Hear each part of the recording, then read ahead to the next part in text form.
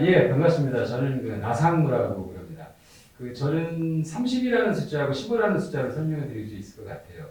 3년 동안 대기업에서 근무를 했고요.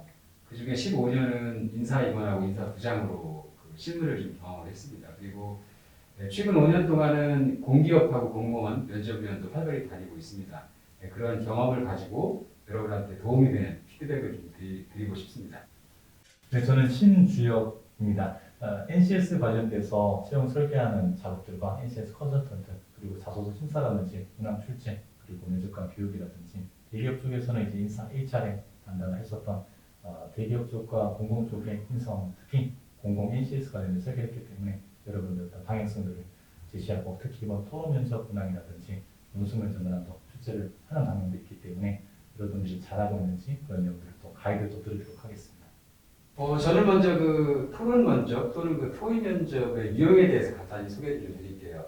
두 가지가 있습니다. 하나는 찬반 토론 방식이고 두 번째는 문제 해결 방식입니다.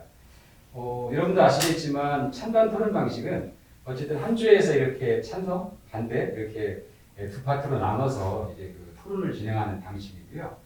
문제 해결 방식은 한 팀으로 토의를 하는데 이제 문제를 해결하는 과정을 통해서 해결 방안을 찾아내는 게 다르다고 볼 수가 있습니다.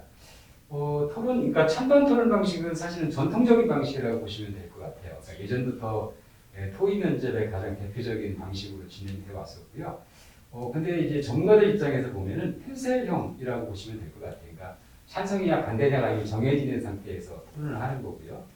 문제 해결 방식은 약간 좀 다르죠. 왜냐하면 어쨌든 과정을 통해서 문제 해결책을 도출을 하는 거니까 사실은 저희 입장에서 보면은 뭐라고 그럴까 지금 오픈된 개방형이라고 볼 수가 있겠죠. 그러니까 조금 더 각자의 아이디어가 다양하게 나올 수 있는 방식이 문제 해결 방식이라고 보시면 될 것 같습니다. 그래서 공기업들 보면 예전에는 보통 찬반 토론 방식으로 주로 해왔다 그러면 최근에는 그쪽보다는 문제 해결 방식 쪽으로 많이 이렇게 좀 확대가 되고 있는 추세라고 보시면 될 것 같습니다. 그래서 오늘은 이제 문제 해결 방식으로 진행이 돼서 그런 트렌드에 맞춰서 여러분이 좋은 경험을 하시면 좋겠습니다.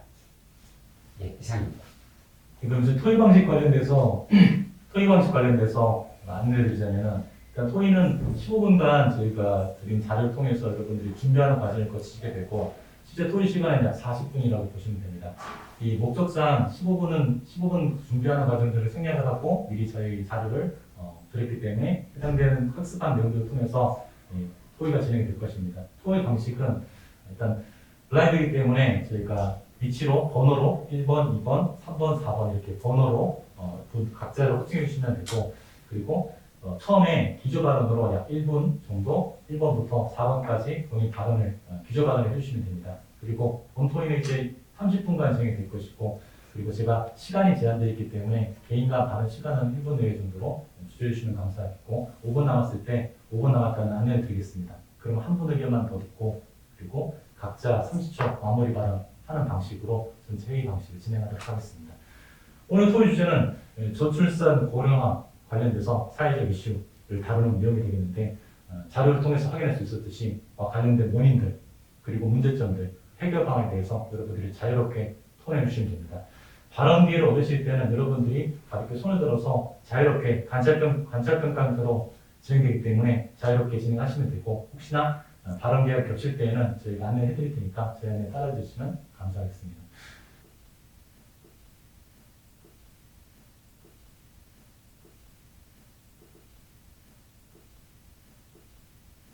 먼저 1번부터 기조 발언을 해주시면 됩니다. 저출산 고령화 문제는 200조가 넘는 예산이 정부에서 투자될 만큼 가장 중요하고도 해결이 잘 되지 않는 문제입니다. 저는 이에 대한 원인으로는 첫 번째로는 육아에 대한 경제적인 부담을 생각했습니다. 육아를 하는 데 있어서 보통 한 아이를 키우는데 3억 이상의 돈이 필요하다고 합니다. 현재 저희가 정부에서 계획을 한 바로는 영유아에 대한 수당을 지급을 하고 있는데 단지 저희가 분유와 기저귀 값이 부족해서 아이를 못 키우는 것이 아니라 중고등학교 이상으로 대체 비용이 많이 들기 때문에 이제 육아를 꺼려하시는 분들이 많습니다. 그래서 그런 부분에 대해서 대책이 필요하다고 생각을 했고 또 두 번째로는 장기화된 취업 문제를 들 수 있습니다. 고용률이 악화되다 보니까 안정적이지 않은 상황에서는 아이를 키우기 어렵다는 판단으로 많은 이제 아이를 낳지 않는 사람들이 많아지고 있고 또 조사한 바로는 이제 정규직 사원과 비정규직 사원에 대한 출산과 결혼율 자체가 4% 이상 차이가 났다고 합니다. 그래서 이런 부분을 근본적으로 해결하기 위해서는 장기화된 그런 정계 침체와 고용률을 해결해야 된다고 생각을 합니다. 다음 이번 분도 비서관 해주시면 됩니다. 네, 안녕하세요. 이번 면접자입니다. 최근 저출산 고령화 관련해서 가장 이슈가 되었던 단어는 데드크로스인 것 같습니다. 신생아 수보다 사망자 수가 더 증가하게 되면서 인구가 감소했다는 이야기인데요. 이 문제는 지금 정부가 가장 직면한 가장 큰 문제로 지금 떠오르고 있습니다. 이러한 저출산 고령화 문제를 해결하기 위해서 오늘 세 가지 측면에서 같이 이야기를 나눴으면 좋겠습니다. 먼저 오늘 나눠주신 4차 저출산 고령화 기본계획을 바탕으로 육아 비용에 대해서 어떻게 부담을 줄일 수 있을지를 함께 나눴으면 좋겠고요. 또 한 가지는 육아 또는 출산의 주체가 되는 기혼자, 즉 출산율의 감소와 비례해서 같이 감소하고 있는 결혼율이 왜 감소한지도 함께 나눠봤으면 좋겠습니다. 이어서 저출산 고령화의 후반부에 해당하는 노인계층의 문제에 대해서 생각을 해봤으면 좋겠습니다. 곧 2025년에 20%에 해당하는 초고령 사회로 진입하게 될 텐데 노인계층의 생계와 또 노인 빈곤 문제 등을 함께 고려해서 나눠봤으면 좋겠습니다. 네, 3분 전사분 말씀해 주시면 됩니다. 네, 안녕하십니까. 3번 지원자입니다. 먼저 인생의 중요한 면접 과제로서 이러한 주제로 대화를 나눌 수 있게 돼서 매우 영광이라고 생각합니다. 사회 구성원으로서 평상시에 많이 생각하지 못한, 고민하지 않은 그런 부분을 진지하게 고려해서 해결점을 찾는 이 시간은 매우 굉장히 소중한 시간이라고 생각합니다. 어떤 문제의 의사결정을 할 때는 다양한 의견을 수렴하는 것이 중요하다고 생각합니다. 저는 오늘 저출산 문제 대책에 대해서 외국의 사례를 참고해서 아이디어를 제공하고자 합니다. 제 의견을 좀 더 구체화하고 다른 분들의 좋은 의견을 공감하면서 좀 더 나은 문제 해결 방안을 얻었으면 좋겠습니다. 이상입니다. 네, 다음 4번 전사분 말씀해 주시면 됩니다. 네, 오늘 진행될 저출산과 고령화 문제에 대해서 저도 말씀드리겠습니다. 저출산과 고령화는 서로 상관관계가 매우 깊은 문제입니다. 저출산과 고령화의 대표적인 원인은 각각 청년 취업난, 그리고 실업률의 증가, 1인 가구의 증가 등이 있습니다. 비교적 비율이 적은 비율이지만 해외 입양으로 아기들이 해외로 나가는 경우도 적은 비율이지만 해당된다고 알고 있습니다. 해당 문제로 인해서 가장 크게 대두되는 문제점은 저출산에 따른 경제활동 인구가 감소하고 이로 인해 고령화가 증가하고 그리고 또 이로 인해 노인 부양 비용도 증가한다고 알고 있습니다. 이에 따라 해결 방안이 매우 중요하겠는데요. 저희 정부에서는 현재 제4차 저출산 고령사회 기본계획을 발표하고 있습니다. 그래서 해당 계획은 매우 좋은 계획이라고 알고 있습니다. 하지만 근본적인 원인은 해결하지 못한다고 생각하고 있습니다. 결국 출산을 시작하고 출산의 핵심이 될 사람들은 청년들입니다. 청년들에 대한 취업 지원, 일자리 지원이 매우 핵심적일 거라고 생각합니다. 이상입니다. 네, 또 전사. 우선 제가 첫 번째 원인으로 육아의 경제적 현실적인 부담을 이유로 들었었는데요. 현재 지금 발표된 대책안으로는 영유아에 대한 수당을 지급하거나 이제 육아휴직을 확대하면서 이 부분을 좀 개선하고자 제도가 나왔습니다.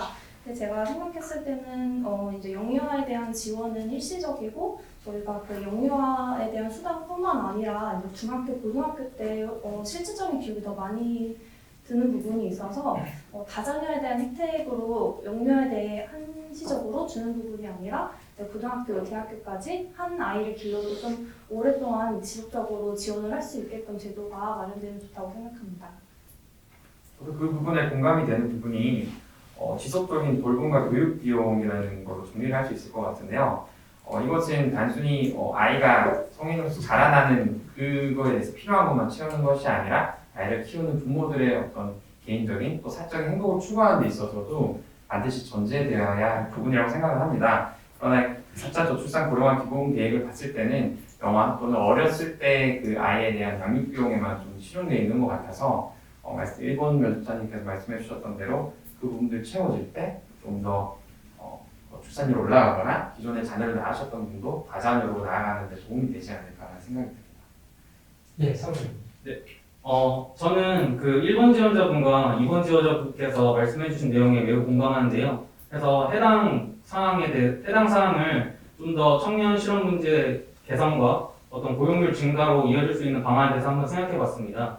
그래서 공립유치원을 증가시켜서 유아를 돌볼 수 있는 시설을 확충할 수 있습니다. 그렇게 되면 자연스럽게 유치원 교사도 필요하고 이에 따라서 해당 부분에 대해서는 취업과 관련된 문제도 해소된다고 생각합니다. 그리고 최근에 맞벌이 부부가 증가하면서 유아가 혹시 다쳤을 때 급하게 유아를 돌봐야 되는 간병인이 필요한 사태가 많아졌습니다. 그래서 유아 간병인에 대한 유아 간병 서비스를 늘리고 해당 서비스를 책임질 수 있는 담당자를 늘리게 되면 고용 문제에 대해서도 어느 정도 해소할 수 있다고 생각합니다. 네, 저는 앞에 계신 지원자분들의 그 원인들을 다 잘 들었는데 제가 생각할 때는 앞에 생각하는 그 부분들은 좀 미시적인 관점인 것 같고 제가 볼 때 좀 거시적으로 봤을 때는 이 원인은 이 집값이라고 생각합니다. 집값이 너무 비싸고 그렇기 때문에 그 새로운 신혼부부들이 집을 얻는다던가 아니면 아이를 출산했을 때 기를 수 있는 집이 공급이 많이 부족하기 때문에 제가 봤을 때는 이 문제의 원인은 주택 공급에 있다라고 생각합니다. 따라서 정부는 좀 더 신혼부부들에게 줄 수 있는 공공주택 같은 부분을 개선을 해서 좀 그 공급을 늘려서 공급을 늘려야 한다고 생각합니다. 이상입니다. 저도 조금 이어서 얘기를 드리자면 아까 기조 발언 때 제가 말씀드렸듯이 결혼율, 그러니까 출산율이 감소하는 것만큼 사실 결혼율도 감소하고 어떻게 보면 가장 핵심적인 원인은 결혼율의 감소에 있다라고 저는 생각을 하거든요. 말씀하신 부분에 있어서 저도 결혼을 왜 낮아질까라고 생각을 해봤을 때 말씀하신 어떤 주거의 불안정, 특히 되게 굉장히 높아지는 부동산 집값 같은 경우도 원인이 될 수 있을 것 같고요. 동시에 안정적인 직장이 없다는 부분도 결혼과 또 결혼 이후에도 출산을 망설이게 되는 큰 두 가지 이유인 것 같습니다. 그리고 또 한 가지를 생각을 해봤는데 이런 직접적인 부분도 있지만 요즘에 조금 젊은 20, 30대층에게 굉장히 많이 만연해 있는 비혼주의라는 그 문화도 조금 원인이 되지 않을까 싶습니다. 비혼주의가 어떤 좋고 나쁨의 긍정 부정을 따지자는 것이 아니라 어쨌든 비혼주의라는 것이 결국 결혼율이 낮아지고 출산이 낮아지는 데 직결될 수밖에 없기 때문에 비혼주의가 잘못됐다는 것이 아니라 결혼과 출산의 가치가 어느 정도 좀 중요한 건지 이거 단지 중요한 게 아니라 개인의 행복에 있어서도 어떻게 연결되는지를 캠페인이라든지 이런 문화들을 만들어가는 측면도 결혼율을 높이고 출산율을 높이는데 좀 이바지할 수 있지 않을까라고 생각이 듭니다. 저는 조금 전에 선관 지원자가 얘기해주신 그 보육 관련해서 더 붙여서 말씀드리고 싶은데요. 현재 교육에 대해서는 한국에서 굉장히 열망이 있고 많은 투자가 되고 있습니다. 근데 사실상 보육에 대해서는 그만큼의 제도가 확립되진 않은 것 같아요. 그래서 단순히 학생들을 위한 교육보다는 이제 보육에 대한 제도도 확충을 해서 어린아이를 이제 어린이집에서 돌볼 수 있는 교사도 이제 초등학교 교사 임용처럼 진행을 하면은 조금 더 안정적인 제도 하에서 아이를 믿고 맡길 수 있을 것 같습니다. 그래서 이런 제도가 좀 확충되면은 좋을 것 같고, 그리고 외국 사례를 들어보면은 맘시터라는 제도가 있어요. 그래서 국가에서 그 베이비시터처럼 지원을 해주는 제도를 국가에서 어느 정도의 부담을 해서 조금 더 부모가 마음껏 아이를 놓고 직장에 출근할 수 있도록 그런 부분이 있어서 그런 제도도 도입해서 현재 코로나 시대에는 보통은 아이를 친정 엄마가 시댁에 맡기잖아요. 그러니까 그러기도 어려운 상황에는 시터의 도입이 조금 더 필요하다고 보고 이 부분을 국가에서 재정적인 지원을 해주셔야 된다고 생각을 합니다.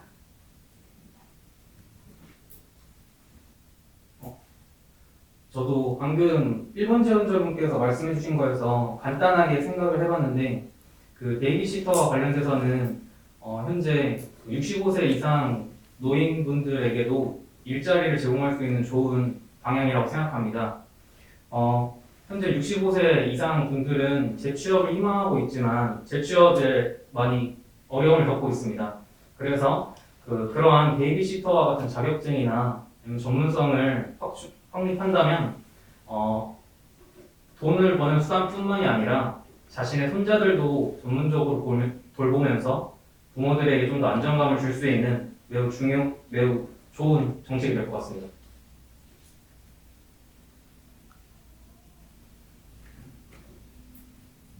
네, 저도 조금 이어서 얘기를 나누고 싶은 것들이 있는데요.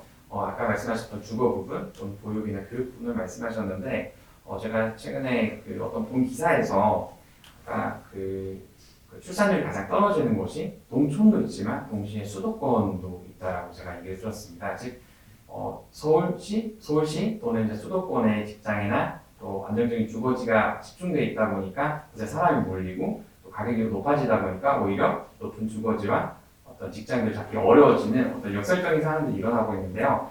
그래서 이런 부분들을 아까 말씀하신 주거나 교육, 이런 결혼이나 출산에 필요한 부분들을 수도권 바깥으로 좀 연결을 하는 게 어떨까 싶습니다. 물론 단순히 외진 곳에 그런 것을 몰아놓는다고 해서 사람들이 모이지 않는다는 측면에서 요즘에 정부에서 추진하고 있는 GTX 같은 강력철도나 또 수도권뿐만 아니라 각 지자체 예를 들어서 경상도, 충청도에도 강력철도를 진행을 하고 있다고 알고 있습니다. 그래서 도심과 연결된 교통의 어떤 이점이 있는 곳에 주거와 교육과 보육들을 좀 집중해서 이것들을 형성해 놨을 때 어떻게 보면 지금에 있는 문제, 주거 문제를 어느 정도 해소하면서도 결혼율과 출산율을 높일 수 있는 방식이 되지 않을까라고 저는 생각이 듭니다.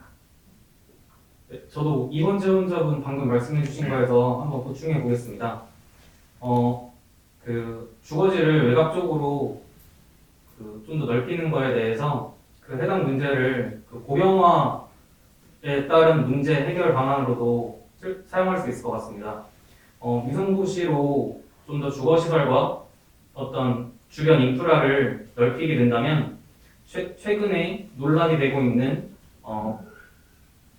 노인분들의 외로움에 따른 자살 문제도 같이 해결할 수 있을 거라고 생각합니다. 자녀와 그렇게 멀리 떨어진 곳이 아니라 자녀와 가까운 곳에 살 수 있도록 제도를 마련하게 된다면 그런 사회적 이슈나 논란도 해결할 수 있다고 생각합니다.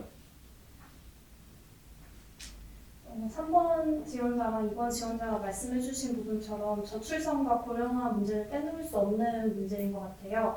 그래서 고령화에 대한 문제를 조금 더 해결해 보고자 농촌 사회에서 농촌에 대한 인력이 감소하는 부분도 가장 큰 문제 중에 하나입니다. 이런 부분을 기존의 장년층이 가지고 있는 노하우와 청년층이 가지고 있는 기술을 접목해서 조금 더 일자리를 창출하고 노인 일자리도 유지할 수 있는 방안을 생각할 수 있으면 좋을 것 같고요. 청년층 같은 경우는 요즘에 스마트팜 같은 인터넷으로 상거래를 하는 부분을 활용해서 진행을 한다면은 출산율뿐만 고용 문제도 해결할 수 있다고 생각합니다. 4차 저출산 고령화 기본계획을 주어진 과제 내용에 국한해서 확인을 하긴 했지만 그 내용을 보면서 어쨌든 수단 또는 비용적인 측면을 덜어주는 그런 정책들이 있었고요. 동시에 육아휴직, 그건 비용만큼 중요한 아이들에게 쓸 수 있는 시간 또는 그 아이들에게 쓰는 어떤 공공돌봄 같은 지원을 받는 부분들이 있어서 굉장히 긍정적인 정책으로 보았던 것 같습니다. 다만 아쉬웠던 거는 아까 1번 면접자님께서 말씀하셨던 것처럼 특히 이제 출산하고 1, 2년 사이에만 정책이 좀 집중되어 있는 것 같아서 좀 그런 부분이 아쉬웠던 것 같고요. 좀 지속적인 중고등학교, 예를 들어서 1, 2년 영아에 대한 부분도 너무 중요하지만 그 이후에 18년, 예를 들어서 성인을 기준으로 해서 18년간에 더 많은 시간들이 필요할 텐데 그거에 대한 부담이 줄어져야 한 명을 낳은 사람이 2명을 낳고 2명을 낳은 사람이 3명을 낳을 수 있다고 생각을 하기 때문에 그런 부분에 있어서도 많은 부분들이 추가가 되면 좀 더 좋은 정책이 되지 않을까 생각이 들었습니다. 2번 지원자분께서 말씀해 주신 거에 좀 더 보충해 보겠습니다. 현재 정부가 추진하고 있는 계획은 장점도 있고 단점도 있다고 생각합니다. 그 장점 중에서 구체적인 예로 임금 근로자에 한정된 지원 정책을 프리랜서나 자영업자로 확장한 것이 매우 좋다고 생각하는데 단점은 저는 토의 초반에도 말씀드렸듯이 결국엔 출산을 주로 담당하고 출산을 처음 시작하는 사람들은 청년층입니다. 청년층이 안정적인 경제 기반을 통해서 경제 활동을 하고 주거를 마련해서 반려자와 함께 자신의 미래를 함께 아이와 꿈꿀 수 있는 그런 사회를 만들 수 있도록 해야 된다고 생각합니다. 그래서 현재 이러한 정책에는 조 단위 이상의 돈이 들어간다고 알고 있습니다. 결국엔 이런 정책은 밑빠진 독에 물 붓기가 될 수 있습니다. 가장 근본적인 문제부터 해결하는 것이 가장 중요하다고 생각합니다. 앞에 말씀해주신 분들의 장단점을 다 잘 들었는데 저 좀 추가해서 말씀드리겠습니다. 먼저 장점 같은 경우는 말씀하신 것처럼 더 확대해서 지원했다 이런 부분은 좋지만 단점 같은 경우는 근본적인 부분에 대한 해결책이 나오지 않았습니다. 제가 봤을 때는 돈으로 현금을 단순히 뿌린다라는 정책의 기조를 계속 유지하고 있고 이 부분에 대해서 프랑스나 이제 스페인 같은 경우로 보면 프랑스 같은 경우는 이제 이 부분에 대해서 국가 비상사태를 발령한다든지 혹은 스페인 같은 경우는 480일의 유급휴직을 지원을 하고 있습니다. 이런 좀 국가적으로 근본적인 해결책을 제시하지 않은 이런 부분들이 4차 기획에서는 좀 아쉬운 부분이라고 할 수 있겠습니다.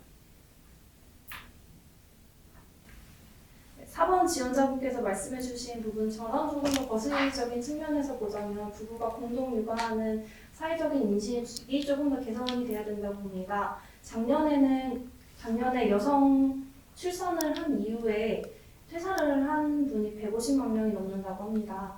출산과 육아 모두 이제 부부의 공동의 일이고 이제 출산율에 영향을 미치는 부분이 있는데 여성이 출산 이후에도 회사에서 이제 조금 더 적응하고 이어서 자기의 커리어를 개발할 수 있도록 제도적인 측면이 있어야 된다고 생각을 합니다. 저도 그 부분에 어느 정도 동의가 되는 게 어쨌든 물론 아이는 남녀의 부부가 만나서 이렇게 출산을 하는 거지만 그 출산에 대한 부담은 여성이 가장 크게 진다고 생각을 합니다. 그래서 결국은 육아 또는 출산에 대한 부분도 너무 중요하지만 저는 더 중요한 것은 그 여성이 출산을 하고 나서 다시 사회로 돌아가서 기존에 가지고 있던 사회적 지위를 회복하고 또 사회적 커리어를 계속 이어나갈 수 있느냐 없느냐가 출산을 하느냐 또는 2명, 3명 이렇게 출산을 열심히 하느냐에 굉장히 큰 부분이라고 생각합니다. 예를 들어 북유럽 같은 경우에는 그런 부분이 굉장히 잘 되어 있기 때문에 출산율이 굉장히 높게 유지되고 있다고 알고 있거든요. 그래서 그 일본 면접자님께서 말씀해 주신 것처럼 이 4차 계획에 그런 부분이 좀 더 반영이 되면은 좀 더 효용성 있는 정책이 되지 않을까 생각이 듭니다. 네, 조금 전에 이번 지원자분께서 덧붙여 주신 부분처럼 여성이 출산 이후에 잘 커리어를 개발해 나갈 수 있도록 지원을 해야 되는 부분이 있고요. 최근에 아이를 키우다 보면은 초등학교나 학원에서 전화 올 일이 굉장히 많다고 합니다. 근데 그때 어머니, 아버지 번호가 다 적혀 있는데도 불구하고 1차적인 전화는 모두 어머니한테 간다고 합니다. 근데 맞벌이 두 분 다 일을 하시는데 어머니한테만 가다 보니까 자연스럽게 육아도 어머니가 전담을 하게 되는 부분이 있다고 합니다. 그래서 단지 연락처를 기재를 할 때 어머니, 아버지가 아니라 1차 연락 보호자, 2차 연락 보호자 이렇게 나눠서 진행을 한 다음에 1차 보호자가 연락이 안 되면 2차 보호자에게 가는 쪽으로 그렇게 분담을 해야 된다고 생각을 합니다. 그래서 공공기관이나 초등학교, 학원에서도 이런 제도를 도입을 해서 모든 전화나 모든 육아에 대한 부분이 어머니한테만 가는 부분이 아니라 이제 1차 보호자에게 갈 수 있도록 해야 된다고 생각합니다. 저도 말씀하신 부분에 공감을 하고 저 같은 경우는 이제 사회 근본적인 해결을 위해서는 사회 전반적인 분위기도 굉장히 중요하다고 생각합니다. 아프리카에서는 아이 한 명을 낳으면 마을 전체가 기른다라는 말이 있습니다. 사회적인 분위기를 출산을 하는 분위기 쪽으로 변화시키면서 거기에 따른 지원을 하면 출산율이 올라갈 거라고 확신합니다. 예를 들면 이제 세종시 같은 경우는 그런 분위기를 많이 활성화시켰고 때문에 지금 대한민국에서 가장 출산율이 높은 도시로 지금 1위로 지금 선정되어 있습니다. 그런 부분을 통해서 문화적인 분위기를 확산시키는 것도 하나의 근본적인 해결 방법이라고 생각합니다. 저는 지금 현재 정부에서 낸 정책과 기획이 모두 좋은 의도와 좋은 내용을 담고 있지만 홍보적인 측면에서 부족하다고 생각하고 있습니다. 현재 저희가 소위 맛집이라고 알고 있는 다양한 가게들은 매스컴을 통해서 홍보를 극대화시켜서 거의 모든 국민들이 알 수 있도록 하고 있습니다. 현재 청년들은 정부가 청년들에게 어떤 정책을 시행하고 있고 청년들에게 어떤 혜택을 주려고 하는지 알고 있지 못하는 청년이 많습니다. 그래서 혜택을 받는 청년은 받고 못 받는 청년은 못 받는 지금 현실입니다. 그래서 좀 더 정부가 지금 청년들에게 제공하고 있는 정책이 어떤 것이 있는지 매스컴을 통해서 주기적으로 홍보하고 그리고 대학교 같은 기관을 통해서 적극적으로 청년들이 참여할 수 있도록 하는 것이 매우 중요하다고 생각합니다. 금방 3번, 4번 그 면접자님께서 문화적인 또는 분위기적인 측면을 많이 말씀해 주셨는데 저도 그 부분을 많이 공감을 하는 것 같습니다.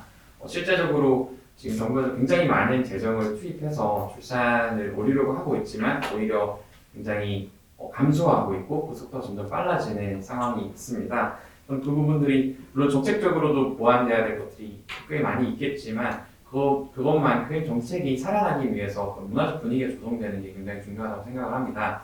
아까 좀 전에도 잠깐 언급을 드렸었지만 출산과 결혼에 대해서 어떤 미디어에서 나오는 그런 드러난 측면들이 굉장히 부정적인 부분이 많습니다. 그것은 이것을 왜곡했다는 것이 아니라 어떻게 보면 저희 현실이었기 때문에 그걸 공감하는 측면에서 미디어가 많이 접근을 한 것 같습니다. 근데 그 측면에서 좀 하나 더해서 그럼에도 출산과 결혼이 의미가 있다라는 것들, 그거에 대해서 이제 정책들이 어떻게 뒷받침되어 있는지를 좀 미디어를 통해서 많이 사람들에게 인식을 시켜줬으면 좋겠다라는 생각이 있고요. 그리고 동시에 아까 노인 문제도 말씀을 많이 하셨었는데 이 부분 역시 그 노인 계층에서 그 퇴직 이후의 삶을 어떻게 꾸려나갈지를 그릴 수 있게 도와주는 것도 미디어와 문화라고 생각을 합니다. 최근에 꽃보다 할배 같은 그런 단순한 예능 프로그램 하나로 인해서 노인 계층에서 어떤 여행 붐이 불었던 것처럼 노인 계층이 이후에 어떤 생계에 있어서도 어떻게 보면은 그 노인분들의 전성기보다는 좀 작은 직업일 수 있지만 거기서 존중받을 수 있는 직업들, 또 미디어를 통해서 그것들을 계속해서 확인시켜주는 그런 문화적인 작업들이 정책에 반영돼서 진행이 된다면 어쩌면 정책보다도 더 큰 효과를 낼 수 있지 않을까라고 생각이 듭니다. 이번 지원자분께서 말씀해주신 부분처럼 미디어에서 나오는 모습이 저희 삶에도 영향을 미칠 수 있는 부분이 있습니다. 꽃보다 할배가 정년층에게, 노년층에게 인기가 있었고 많은 영향을 끼쳤다면은 슈퍼맨이 돌아왔다는 KBS 프로그램을 통해서 저희가 아이를 어떻게 키우는지, 어떤 방법이 올바른 방법인지 이런 부분을 많이 노하우를 얻을 수 있게 됩니다. 더 나아가서 저희가 육아에 대한 부분을 책으로도 많이 접할 수 있는데 사실 책은 한정적으로 판매나 출간이 되고 있어서 많은 정보를 담지 못합니다. 그래서 좀 더 재밌고 현실적으로 다가갈 수 있게끔 슈퍼맨이 돌아왔다나 이런 프로그램들을 책으로 발간해서 육아를 하는 초보 어머니들에게 전달을 하면 좋을 것 같습니다. 조금 덧붙이고 싶은 이야기가 있습니다. 제가 최근 기사에서 데드크로스라는 단어를 보면서 거기 밑에 있었던 내용들이 저희가 이제 저출산 관련해서 직접 예산이 OECD 평균에 비해서 절반을 조금 넘는 정도에 불과하다고 들었습니다. 제 이미지는 굉장히 저출산에 굉장히 많은 재정을 투입하고 있다고 생각했는데 그럼에도 여전히 더 늘어나야 될 측면이 있다라고 거기서 깨닫게 되었는데요. 그렇다면 만약 재정이 늘어나게 된다면 물론 저희가 짚었던 그 지점에도 재정이 투입이 되어야겠지만 저는 그 재정이 조금 다자녀보다는 첫 아이를 낳는 데 좀 더 집중이 되었으면 좋겠습니다. 결국 출산이라는 게 한 명을 낳느냐 안 낳느냐라는 부분에서 가장 크게 갈린다고 생각을 합니다. 만약에 한 아이를 낳고 그 가운데서 그 가치를 느끼고 행복을 느끼고 또 가정을 꾸려나가는 경험이 있다면 저는 2명, 3명도 늘어날 수 있다고 생각합니다. 하지만 제 상식선에서는 다자녀에 더 많은 재정들이 투입이 된다고 좀 인지를 하고 있습니다. 그래서 일단 출산을 할 수 있는 허들을 가장 낮게 조성을 해서 그 재정을 통해서 한 명을 먼저 낳을 수 있는 정책들이 먼저 더 많이 제공되게 되면은 오히려 출산율이 지금 출산율 1도 그러니까 한 명도 되지 않는다라고 알고 있는데 그 이상으로 넘어갈 수 있는 굉장히 중요한 변곡점을 만들 수 있지 않을까 생각이 듭니다. 이제 토익 시간이 문화인데 개인별로 마무리 발언하는 식으로 진행하도록 하겠습니다. 4번 상수부터 1번 순으로 마무리 발언하도록 하겠습니다. 네, 저출산과 고령화는 단지 너와 나의 국한된 문제가 아니라 우리 모두가 같이 해결해야 될 문제라고 생각합니다. 그래서 저출산과 고령화를 함께 해결할 수 있는 문화를 만들고 정부가 근본적인 대책을 세워서 함께 국민들과 노력한다면 충분히 해결할 수 있을 거라고 생각합니다. 저출산 고령화 문제는 우리가 단기간에 쉽게 해결될 수 있는 문제는 아니라고 생각합니다. 꾸준히 향후를 바라보면서 근본적인 해결 방법을 찾으며 정부와 국민 그리고 우리 모두가 해결 방안을 찾아야 될 그런 문제라고 생각합니다. 이상입니다. 저출산 문제는 10년, 20년 전부터 굉장히 크게 들리기 시작했던 것 같은데 이제 정말 중요한 시점에 와닿아 있는 것 같습니다. 2040년을 기점으로 이 저출산 속도를 줄이지 않으면은 2100년에는 국가의 존폐가 흔들릴 만큼 굉장히 중대한 문제로 알고 있습니다. 그러나 이렇게 출산율이 빠른 속도로 감소하고 있는 나라 중에 출산율을 강화하고 다시 끌어올린 사례는 사실 거의 없습니다. 그렇기 때문에 대한민국에서 이 문제를 정말 집중적으로 해결하기 위해서 마음을 모으고 생각을 모으고 또 주어진 재정들을 투입함으로써 이 문제를 첫 번째로 출산율 다시 상승시킨 성공 사례가 저희 나라가 되었으면 좋겠습니다. 무엇보다도 그 출산율 또는 결혼의 주체인 저희 세대에서 이 문제를 더욱더 토의하고 그것을 고민하면서 잘 만들어갈 수 있는 기회가 되었던 것 같습니다. 이상입니다. 저출산이 국가의 중요한 문제이듯이 출산과 육아가 개인의 삶에서는 아주 중요한 부분입니다. 단지 인구를 노동력으로만 보면 결코 저출산 문제는 해결될 수 없다고 봅니다. 개인의 삶을 반영하는 정책들이 더 많이 나왔으면 좋겠고 이 자리를 빌어서 더 구체적인 방안을 논의할 수 있어서 좋았습니다. 예, 토익 면접이 마무리가 돼서 저희가 이제 그 면접관 그 관점에서 피드백을 좀 드리려고 합니다. 일단은 방식은 네 분이 토론을 하셨기 때문에 어쨌든 이것도 이제 면접이기 때문에 각자 평가가 되는 거잖아요. 그래서 한 분 한 분당 저희가 느낀 거를 말씀을 드리고 나중에 이제 종합적으로 느낀 것도 좀 같이 전달해 드릴게요. 그래서 일단은 1번 지원자부터 말씀을 드릴게요. 일단 제가 그 좋게 본 점은 굉장히 차분하고 소신 있는 발언을 해주신 게 마음에 들었습니다. 그다음에 보시면 본인이 이제 발언할 때도 물론이지만 다른 지원자가 발언을 할 때 잘 경청하시는 것도 많이 좀 보였고요. 그다음에 아무래도 이제 네 분 중에 여성이 한 분이기 때문에 여성의 관점에서 하신 말씀이 좀 많더라고요. 근데 이제 이게 물론 이제 소신 있는 내용이면은 뭐 그 정도 선이면 괜찮은데 예를 들면 이렇게 생각을 한번 해보시죠. 만약에 면접관이 3명이 나왔는데 3명 다 남자다. 이러면 여성으로서의 그런 소신 발언이 조금 오버가 되면 좋을 건 없겠다는 생각이 좀 들었어요. 그래서 그 면접의 어떤 상황, 면접관의 그 성향에 대해서도 조금 좀 생각을 해주시면 더 좋겠다는 생각이 들었습니다. 그리고 이제 요거는 지금 이제 그 말씀하신 내용에 대한 것들이고요. 사실은 면접이라는 게 이제 우리가 보면 면접관 입장에서는 언과 행을 다 판단을 하거든요. 그러니까 언은 말씀하신 내용, 행은 이제 발언할 때 태도나 자세 같은 거죠. 저는 이제 오늘 그 주로 그 행 쪽에 대해서 좀 조금 실점을 좀 개인별로 드리고 싶은데 1번 지원자께서 그런 점에 있어서는 예를 들면 이제 손을 탁자 밑에 두고 주로 발언을 하시더라고요. 근데 그거보다는 책상 위에 두시는 게 조금 더 적극성이 좀 표현이 돼요. 아무래도 손을 탁자 밑에 놓게 되면 소극적이다 이제 이런 느낌이 아무래도 들겠죠. 그리고 또 하나는 어쨌든 이게 토론이기 때문에 다른 지원자가 발언하는 거를 내가 메모를 할 필요는 있거든요. 그래서 그런 점에서 이 팔을 탁자에다 놓고 적극적으로 해주시는 게 오히려 좋겠다는 생각이 좀 들었고 중간중간 전달력은 조금 좀 보완이 됐으면 좋겠어요. 그러니까 중간에 보면 말이 조금 빠르신 그 순간도 있었고 그 다음에 조금 더 말을 좀 이렇게 확실하게 해주셔도 더 좋을 것 같아요. 그러니까 그런 점만 보완해 주시면 좋겠습니다. 일본 지원자분에 대해서 그러니까 행위에 대해서 말씀해주셨는데 이제 원에 대해서 내용을 좀 말씀하시니까 내용 모두 다 토의 너무 잘해주셔가지고 좋았던 포인트들이 많이 보였던 것 같습니다. 일본 지원자분 내용 중에서 세 가지 저는 가장 인상 깊었었는데 첫 번째는 그 정책 자체가 용료화의 편중계인데 이후에 후속을 해야 된다는 그런 발언을 먼저 던져주셨기 때문에 이 논의가 좀 이루어졌었거든요. 그런 포인트를 짚어줬던 게 좀 좋았다고 생각이 들고 두 번째는 앞서 이제 여성 부분이 혹시 과도하게 보이지 않는 그 주의하시라는 어떤 발전적인 측면으로 조언해 주셨는데 그런 부분도 어떻게 보면은 역으로 생각하면은 가장 여성으로서의 입장을 또 보여줄 수 있는 어필할 수 있는 포인트였다라고도 역으로 볼 수도 있다고 생각합니다.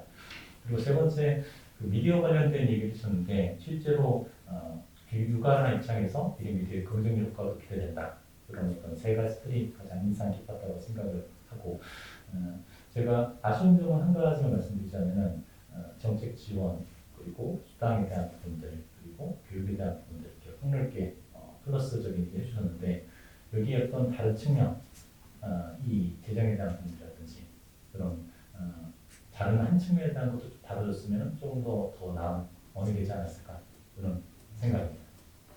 추가로 일본 지원자가 해주신 마무리 발언은 제일 마음에 닿았습니다. 예. 그러니까 이번 지원자 말씀하신 이유는 좀 칭찬해 드리고 싶은 거는 일단 그 전달력이 제일 좋았던 것 같아요. 그 본인의 의견을 전달하는 게 굉장히 좋게 들렸고요. 그다음에 말씀하시는 방법이 네 분 중에는 그래도 가장 논리적인 그 말씀씨가 아니었나 하는 생각이 좀 들어요. 그래서 그런 점은 칭찬을 좀 드리고 싶고, 그다음에 보면은 저희가 이제 토론을 할 때 중간중간 공백이 좀 생기는, 그러니까 뭐라고 그러지 이걸? 잠깐 이렇게 정적이 흐르는 그런 그 시간이 꽤 있잖아요.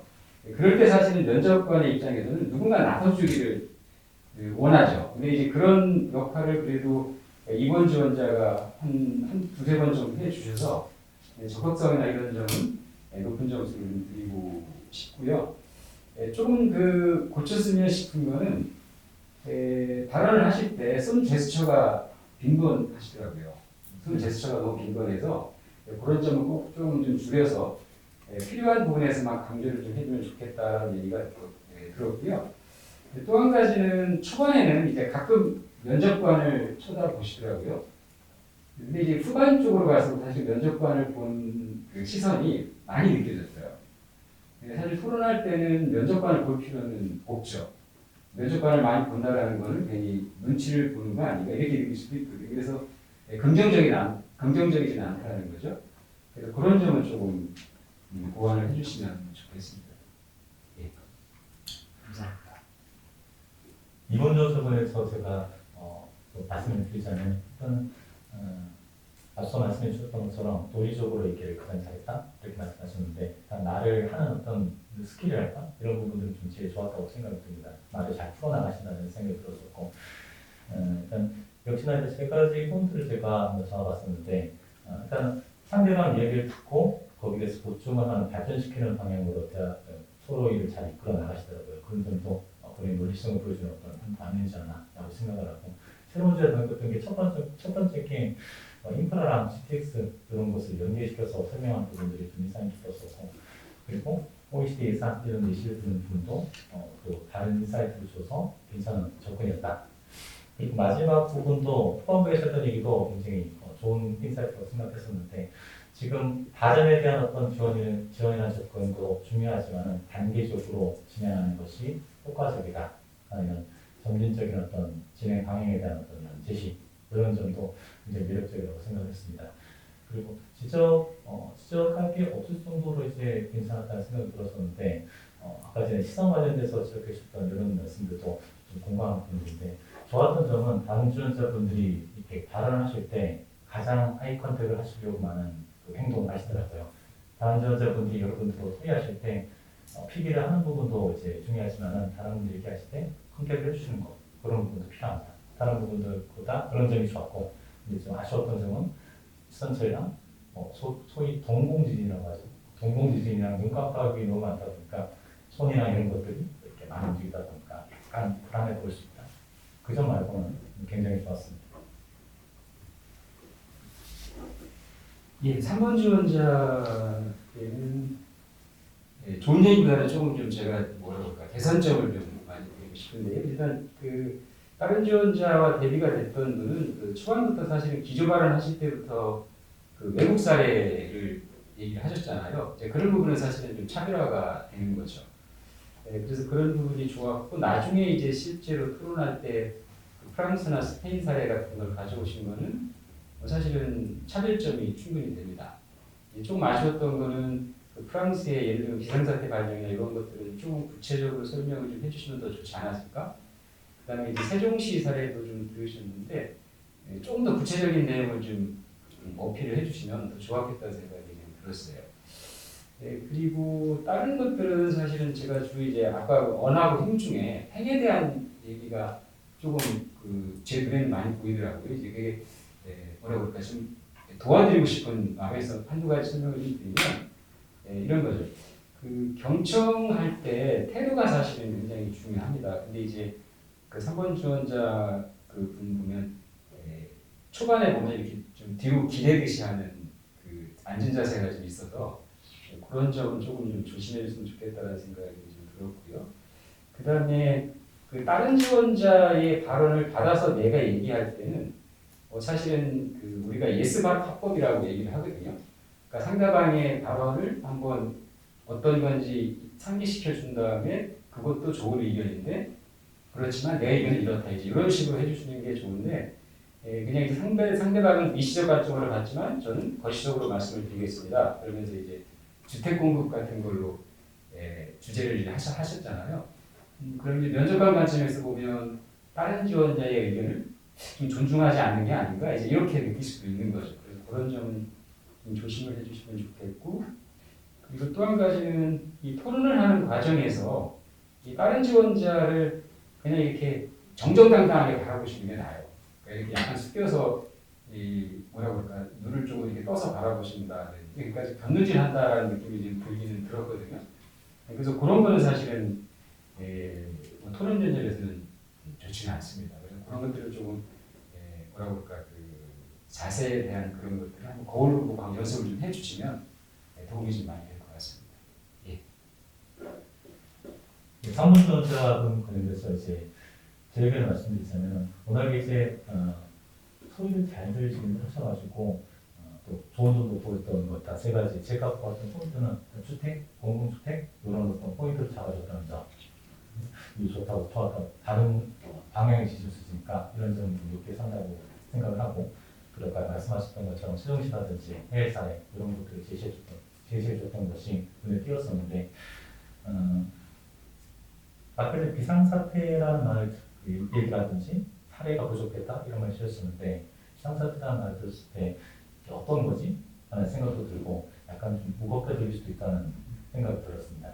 이것이 어떻게 출산과 연계되는 건지에 대한 한두 문장의 설명만 더 있었다면 그 말이 더 좋지 않았을까 하는 생각이 들고 자세 부분 워낙 잘 말씀해 주신 것 같은데 추가적으로 또 아쉬웠던 점을 말씀드리자면 발언 기회가 다른 지원자들보다 좀 이제 대비될 정도로 좀 적었기 때문에 발언 기회를 타이밍을 좀 잡으셨으면 또 본인이 준비했던 것을 잘 이겼을 텐데 그걸 조금을 좀 놓쳤던 것이 좀 아쉬웠다라는 생각입니다. 이렇게 보시면 설명드리겠습니다.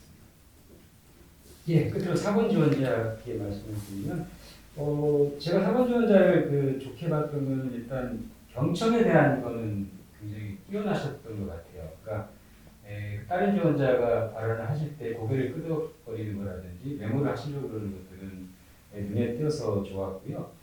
또 한 가지는 이제 다른 지원자의 의견을 이렇게 덧붙여서 말씀하시는 게 여러 번 있었거든요. 그걸 우리가 이제 그 편성 효과라고 얘기를 하는데 사실 굉장히 좋은 거죠. 왜냐하면 다른 지원자의 의견을 내가 다시 한번 동의하면서 거기에 추가해서 내 의견을 얘기해 주는 거니까 그건 굉장히 좋은 방법입니다. 단지 이제 내 의견을 편성을 시킬 때 조금 더 구체적인 거를 해주시면 더 좋아요. 그러면 더 면접관들이 좋게 더 평가를 할 것 같고요. 조금 좀 보완이 좀 필요하다고 생각했던 부분은 초반에 이제 기조 발언을 하실 때 설명이 좀 이렇게 뭐라고 그럴까, 좀 구체성이 좀 미흡했다고 그럴까? 다른 지원자보다는 너무 큰 얘기들을 중심으로 하셔서 조금 이제 와닿는 게 조금 적었다는 거 하나 하고요. 또 한 가지는 한두 번 이런 표현을 쓰시던데, 예를 들면 1번 지원자의 네이버 시터에 대해서 저도 간단하게 생각을 해봤는데, 이런 표현이죠. 그러니까 나도 간단하게 생각을 해봤다라는 건 이제 그런 거죠. 다른 지원자의 발언을 듣고 그 순간에 나도 아이디어가 떠올랐는데, 이런 표현이잖아요. 그래서 그런 표현은 뭐 하실 필요 없죠. 그냥 내가 예전부터 생각해왔던 것처럼, 나의 그 하나의 의견인 것처럼, 아까 그 편성 효과처럼 그렇게 해주시면 좋을 것 같습니다. 그다음에 마무리 발언 같은 경우도 조금 더 구체성이 좀 있었으면 좀 더 좋았겠다는 생각이 좀 들었습니다. 네, 제가 4번 지원자분의 그 토의했던 내용 중에서 정리하자면은 일단 자세나 행동 이런 면에서는 내용 중에서 가장 낫지 않나 이런 생각했습니다. 공감하는 실수라든지 그리고 이제 경청에서 적는 자세라든지 이런 점은 가장 낫지 않나라고 생각하고, 그리고 이제 내용적인 측면에서는 주로 기억에 항상 남는 부분들이 고령화 관련된, 노인 관련된 이런 부분에 대해서 터치해 줬다는 점들이 가장 다른 지원자들과 차별되는 부분이었고, 그리고 청년 관련된 정책 사업들에 대해서 홍보를 해줘야 된다. 이런 얘기들도 다른 분들이 터치하지 못했던 그런 주제들을 가장 많이 좀 접근해 주셨던 게 좋았다라고 생각이 듭니다. 근데 역으로 이게 좋은 점이 있을 수 있지만은 토의를 진행할 때는 이제 주제에 대한 인지를 명확하게 해야 되는데, 새로운 안을 제시하시면 좋지만은 약간 청년과 노인 일자리 여기에 조금 집중도가 조금만 낮추고, 이제 저출산 고령화 해결, 저출산 이 정책에 대한 부분들 내용을 다루는 점을 조금 더 비중을 높였으면 좀 더 매력적이지 않나.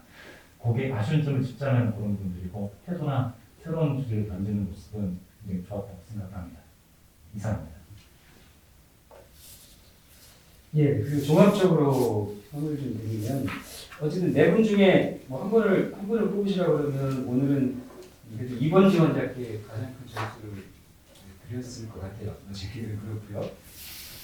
전반적으로 보면 이 토론 평가라는 게 이제 사실 두 가지가 필요한 겁니다. 그러니까 다른 지원자의 의견을 내가 경청하는 것도 필요하고, 또 그거하고 플러스해서 내 의견을 정확하게 전달하는 두 가지가 다 필요하거든요. 그래서 보면 이런 거죠. 이제 그 어떤 그 이슈가 나왔을 때, 사실 오늘 이슈는 굉장히 여러분들이 평상시에 많이 접했던 이슈잖아요. 근데 실제로 공기업 가시면 이런 그 뭐라고 그럴까, 이미 그 공공화된 그런 주제보다 그 지원하신 회사나 그런 쪽에 좀 포커스가 맞춰진 주제가 많이 나오는 편이에요. 이제 그럴 경우에는 조금 더 이제 뭐라고 그럴까, 아이디어라든지 이런 것들이 좀 필요한데, 그때 필요한 게 뭐냐면 이제 이런 거죠. 어떤 해결책을 생각을 하실 때 너무 그 세부적인 해결책에 매몰되지 않으시면 좋겠어요. 그러니까 뭔 얘기냐면, 어떤 그 토론 과제가 나오면 그 토론 과제를 해결하는 그 방법은 여러 가지가 있겠죠. 근데 중요한 건 뭐냐면 그 메인스트림을 잡아내는 메인 해결책이 뭐냐라는 거죠. 그거를 하나는 던져주면 좋아요. 물론 이제 오늘 보면 뭐 주거 문제도 나오고 취업에 대한 얘기도 나오고, 그다음에 그 고령화, 뭐 농촌 이런 얘기도 나오고 교통 얘기도 나오고, 이렇게 그 이슈가 굉장히 다방면으로 퍼지잖아요. 그러면 그 중에 여러 가지 해결 방안이 있겠지만 내가 생각하는 가장 핵심적인 해결책, 그걸 저는 이제 메인 이슈라고 표현을 하는데, 어쨌든 그런 걸 하나 잡아주셔서 자기 의견을 얘기해 주시면 굉장히 좋습니다. 그러면 면접관 입장에서는 그게 머리에 금방 그 기억이 되고 박히니까요. 그래서 어떤 과제든지 간에 메인 이슈를 하나 잡아서 그거에 대한 해결책을 명확하게 제시하는 것. 예를 들면 마무리 발언 때도 그런 걸 하나 제시해 주면서 마무리 발언을 해주면 더 효과적이라고 볼 수가 있겠습니다. 참고를 해보시고요.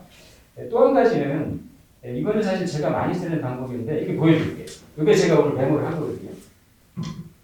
이게 이제 좌석 배치도입니다. 저는 이제 좌석 배치도 활용법이라고 얘기를 하거든요. 그러니까 이제 여러분 시각에서, 이건 이제 제 시각으로 본 거 아니에요? 네 분의 그 자리를 위치별로 그냥 1번, 2번, 3번, 4번 이렇게 써놓고 1번 분이 어떤 키워드를 얘기하는 거나 이렇게 해서 키워드 메모를 하는 거죠. 이게 왜 필요하냐면 여러분 앉은 자리에서 시각적으로 1, 2, 3, 4번을 표시를 해놓으시고 1번 지원자가 주로 하는 키워드가 뭔지 그걸 이제 간단히 메모를 해놓고 다음에 내가 의견을 얘기할 때 그 다른 지원자의 의견 발언 내용을 참고해서 하시면 굉장히 좋습니다. 그러면 경청을 한다는 것도 어필을 할 수가 있고 그 다음에 그 메모된 내용을 보고 내 의견을 더 추가해서 아니면 좀 더 명확한 자기 의견을 전달할 수가 있습니다. 그래서 그 좌석배 시도를 활용하는 방법은 꼭 한번 써보시면 좋겠어요. 토론 면접을 가시면 어쨌든 메모지는 주잖아요, 그죠? 그걸 활용을 하시면 됩니다. 그리고 사실은 이게 토의 면접을 하다 보면 오늘도 이게 두세 번 그런 경우가 있었는데 이 공백 시간이 가끔 생기잖아요. 그럴 때는 사실은 이렇게 누군가 나서주는 게 좋아요. 그래야 이제 면접관 입장에서는 조금 더 주도적이고 적극적으로 하는 사람이다라는 인상을 줄 수가 있죠. 근데 이제 그것도 조금 조심하실 게 자꾸 반복이 되면 오히려 또 마이너스가 될 수도 있겠죠. 그래서 필요하다고 생각할 때는 좀 더 적극적으로 토론의 어떤 그 분위기나 흐름을 좀 이끌어주는 것도 필요하다고 볼 수 있습니다. 그런 점을 좀 참조를 해보시면 좋겠습니다. 통평을 말씀해 주셨는데 저는 이제 간단하게 나오지 않았던 얘기 두 가지를 말씀드리고 싶은데 일단 토의를 잘 해주셨어요. 말씀도 잘하시고 의견들을 잘 전달하셨었는데 전체 토의가 주제, 목적, 방향이 있기 때문에 이 전체 토의 내용들이 여기 오늘 토의해야 될 주제가 문제점이라든지 해결책이라든지 원인 이렇게 세 가지 토픽이 있잖아요. 그 토픽이 한쪽에 좀 편중되어 있는 모습이 나오게 된다면 그곳을 내가 방향을 이끌어가는 토론회에서 가장 높은 퍼포먼스를 보여줄 수 있는 게 여러분들이 회의를 적극적으로 이끌어 나가고 방향성을 제시한다. 사회자 역할을 내가 직접 나서서 사회자가 아니야. 내가 멘토를 이끌어서 갈 수 있는 사회자 역할을 보여준다면 가장 높은 퍼포먼스를 보여줄 수가 있습니다. 그렇기 때문에 지금 오늘 이야기가 문제점과 원인에 계속 치우쳐 있다. 그러면 이어서 해결책의 방향에 대해서 말씀드린 자리에서 이렇게 주도적인 모습을 보여준다면 그런 역할을 해줬으면 더 좋지 않았을까? 그런 점도 여러분이 참고하시면 도움이 될 겁니다. 그리고 두 번째 드리고 싶은 말씀들은 단어를 쿠셔멘트라고 얘기를 할까요? 이렇게 여러분이 알고 계시면 좋을 것 같은데 예를 들어서 즉반다르라고 제가 말을 하는데 반대되는 의견이 나왔을 때 그 친구 의견을 한번 리핏해주고 이런 면이 있다라고 쿠션을 들고 멘트 해주시면은 반대되는 의견을 제시하더라도 상대방 의견을 경청한 상태에서 의견을 제시한다라는 느낌을 이해할 수 있기 때문에 발언할 때 상대방과 반대되는 게 있다면 쿠션 멘트를 해서 들어가줘야 된다. 이런 것들을 좀 상기하셨으면 조금 더 원활한 묘한 그런 토익이 끝나갈 수 있을 것이다 생각하고 이렇게 두 가지만 말씀드리겠습니다. 그래서 저희가 이제 언행을 말씀드렸는데 어쨌든 토론 면접도 면접이기 때문에 그 발언 내용도 중요하고 그다음에 다른 지원자 의견을 내가 반영하는 것, 경청하는 이런 그 행, 또 내 의견을 얘기할 때도 좀 겸손하게 하고 필요한 곳에서는 소신도 보이고 적극성도 보여주는 것 이런 그 답변의 내용과 답변의 태도 이게 두 개 다 필요하다고 보시면 좋겠습니다. 이 시간 고생 많으셨습니다. 저희 마치도록 하겠습니다.